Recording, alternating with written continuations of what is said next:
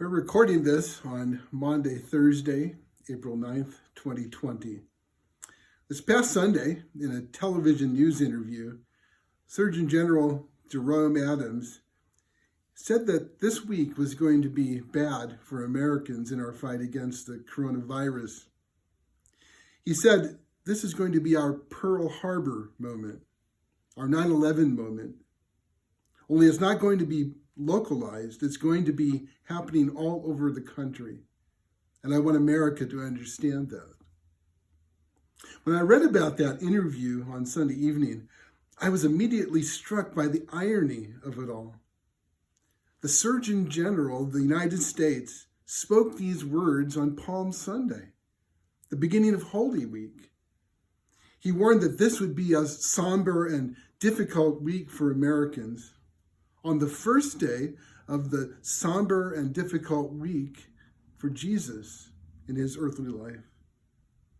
In comparing this week with Pearl Harbor and 9/11, the Surgeon General was telling us that this was going to be a life-altering moment. Pearl Harbor and 9/11 were horrendous tragedies that were accompanied by a huge death toll. All Americans who lived during those times, during those national tragedies, can tell you exactly what they were doing when they heard about that.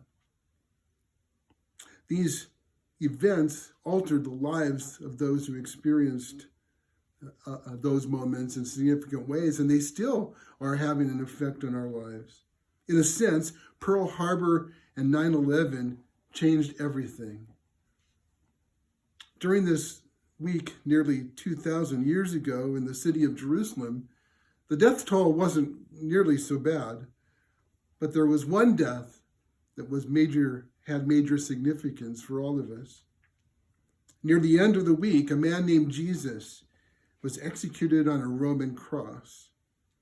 The events leading up to that execution and the execution itself were indelibly etched on the minds of his disciples. For Jesus' disciples and for Christians today, that week changed everything. Over the past few days, I have been struck by two unique parallels between that particular Holy Week and this one. As late as a month ago, I don't think anyone could have imagined that we would be in the position we're in now. We planned to carry on the same Easter traditions. We were planning all of the events in our church, the things that were meaningful to us, waving of palm branches on Palm Sunday, communion on Maundy, Thursday, our church's presentation of a picture of Calvary on Good Friday, sunrise services, Easter lilies, Easter bonnets, stirring music, family gatherings, all the things that we enjoy about Easter. But things didn't turn out the way we planned, did they? Because of restrictions on gatherings of more than 10 people, most church buildings will be empty this Easter Sunday. Churches that have the capability will be live streaming their worship services from an empty building. In our case, we'll be live streaming from our living room.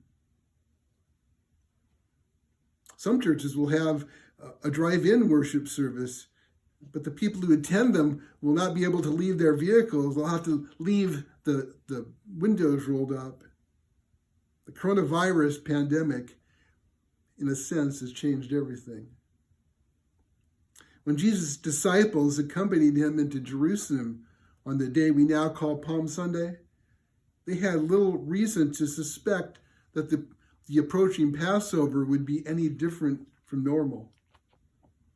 As observant Jews, they were looking forward to the traditions that had grown out of remembering the Passover, the day that God brought the people of Israel out of bondage in Egypt. Every moment of the Passover meal was significant. It was filled with meaning. But that Passover turned out to be anything but normal. At the meal, Jesus didn't seem to be quite himself. He began acting strangely. At one point, he stripped off his outer garment and he grabbed a towel and a basin of water, and he began to wash the disciples' feet. Now, that might seem quaint or rather strange to us, but to the disciples, that was just shocking. It was unheard of.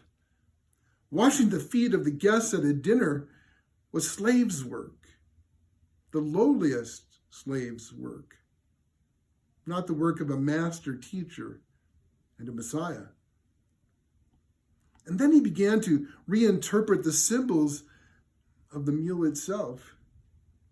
He claimed that unleavened bread that symbolized Israel's haste to leave Egypt now symbolized his body. From now on, when the disciples ate this bread, they were to remember Jesus rather than the Exodus. The wine now symbolized his blood, the blood of the new covenant, he called it, which was poured out for them. Whenever they drank it from now on, they were to remember him. He spoke of troubling things. He said that one of his own disciples would betray him and that Peter would deny him and the rest would be scattered. What should have been a joyous occasion had suddenly taken on a somber tone. Of course, everything that Jesus said would happen did. Judas betrayed him with a kiss. Peter denied him with an oath, and the disciples fled for their lives. Jesus was arrested, tried, beaten, and then crucified. The disciples' hopes were dashed. Passover was ruined. They really thought that Jesus was the Messiah, that he would free Israel from Roman oppression and restore the Davidic kingdom. For them, the events of that Holy Week changed everything. As I think of our unique experience of this Holy Week this year, I can't help noticing another parallel. After Jesus was crucified, the disciples hid behind locked doors. They were fearful. For all they knew, the authorities were coming for them next. They had no idea what the future might hold for them, or if they had any future at all. And where are we today? Many of us are hiding in our homes. We're fearful. Our doors may not be locked, but we are trying to seal ourselves away from a virus that is spreading throughout our world. We're afraid that we might get sick or even die. We aren't sure what the future may hold. How long will this social distancing last? Will we lose our life savings? Will we have a job when this is over? Will our loved ones survive this? Will we survive this? Will this change everything? As Easter approaches this year, we do face an uncertain future. Health experts are doing their best to anticipate how this pandemic will play out, but they can't anticipate every contingency. Many people are trying to bolster their spirits by boldly proclaiming that we'll get through this. We've done it before and we'll do it again. And you know, that might be true for our country and for our world as a whole, but what about individuals? Not every individual will make it through this. At our daily press conference, our governor gives us the statistics of how many people tested positive in our state the previous day, how many people were hospitalized, how many negative tests there were, and how many deaths there were. On Wednesday, she announced that there was one death on Tuesday. That death was my Aunt Doris. For our extended family, that statistic was more than just a number.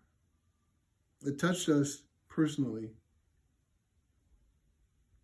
Is there any hope for my cousins as they mourn the death of their mom during this Holy Week? Is there any hope for the millions of other people throughout the world who are mourning the death of loved ones because of this coronavirus? Is there any hope for us? I believe that there is. But our hope is not in the scientists who are feverishly working to discover a vaccine that will arrest the spread of this virus. I really respect their work and I appreciate the sacrifices they're making, the hours that they're putting in, the devotion to their work. But that's not our ultimate hope. Our hope is not even in health officials and frontline health professionals, as crucial and as heroic as they are. And our hope is not in politicians who are trying to set policies that will help keep the citizens of our countries safe. Our hope, ultimately, is in Jesus Christ and his cross. Jesus' crucifixion changed everything. Jesus' crucifixion made a way for us to be reconciled to God. At his crucifixion, Jesus took the full brunt of God's wrath against sin and evil. In dying, Jesus made a way for us to live forever. Hebrews 2:14 doesn't mention the cross directly, but it tells us what happened at the cross. Listen, since therefore the children share in flesh and blood, he himself, that's Jesus, likewise partook of the same things, that through death he might destroy the one who has the power of death, that is, the devil. That is astonishing. The writer is telling us that it is through death, his own death, that he destroys death, the power of death. Those who have surrendered their lives to Jesus and have committed their lives to him, to follow him as Lord, do not have to fear coronavirus or violence or automobile accidents or anything else that causes death, because the power of death has been taken away. We will never truly experience death. So we might not be able to celebrate Easter the way we would like to this year, but that doesn't diminish what Jesus accomplished at the cross. One single bit. We can still remember that. We can still celebrate that in our homes. Because Easter isn't ultimately about Easter eggs or new clothes or family gatherings and traditions in our churches. It is about the destruction of sin and death. It is about the reconciliation with God that Jesus made possible at the cross.